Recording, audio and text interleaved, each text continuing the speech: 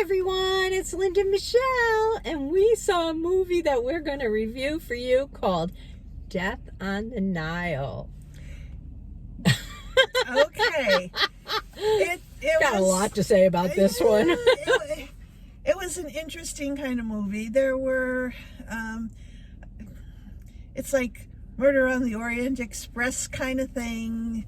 You know what I was thinking of was the movie we had seen a while back called Knife Out, were it was a whodunit kind of thing. Yeah, that's kind of basically what this was. It was, they were on, a couple was on a honeymoon on this gorgeous boat on the Nile, and they had along with them a lot of their friends, a lot of people who had parts in their life, parts that we really didn't understand totally till the end. And even then are still like disjointed. But when they were trying to figure out what was happening on this boat, obviously deaths were occurring. And more than one. Yeah. There was Which usually there's a death and then whodunit, right? But no, this was explained with future deaths. Yeah, and it was a lot of beautiful things as far as the clothes and the hair, and I think it took place about 1939. 1937, I think it was, yeah. Yeah, so it wasn't a modern kind of movie either. Although 1937, I think was that when the first guy, the detective, was in the war? I think. No, if he was in World War I, that was more earlier. That was much earlier. Because he was old. It started with a gentleman who was injured in the war and disfigured, and the woman he was in love with, who was there to take care of him, and then that scene ended, and we went to a family kind of event where there were a lot of people, but you didn't really know how they fit together. Yeah. And someone was in love with someone and getting engaged, and then all of a sudden this person is married to somebody else, and the whole story starts to unfold. So the man who was in the beginning in World War I with the problem, his disfigurement, yeah. He's the PI on the boat, and he's supposed to keep things under control because the bride wasn't sure of anybody on that boat. She was afraid.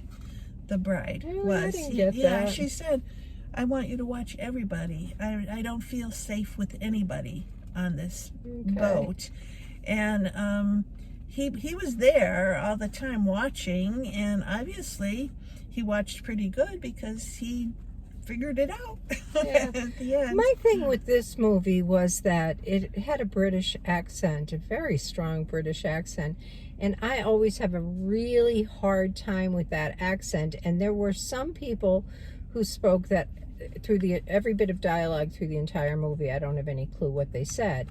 And for others, I could make out a sentence every 4 or 5 sentences, enough to kind of stay up to date and figure out what they were talking about based on body language and tone of voice and that kind of thing.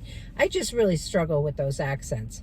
Yeah. But it was interesting when it all started to unfold. Yeah, I thought it started a little slow because we weren't sure where it was headed. But then when things started to happen, they happened pretty quick. They happened very quick. Yeah, and it sort of pulled you in. It pretty quickly. It sort of pulled you in because you're trying to figure out what the heck is going on here, And he solved it pretty quickly. It wasn't like a long drawn out, like, are we ever going to figure out who did this? No. It happened pretty quickly. Not my favorite whodunit movie, but certainly if I hadn't seen it, I would want to see it. I would make an effort to see it because it was good. Yeah, no, I liked it. I liked the second half better than the first half, I think. But the other thing is it's they were in Egypt, I believe, because they were in Egypt by the pyramids. By the pyramids. So you saw a little bit of that kind of stuff in the the laziness of the Nile and the, you know, people in it and all that kind of stuff. But there's I liked it. I'm not going to say I loved it, but I would give it a 7. How I'm gonna about give you? it a 6. You can give it a 6.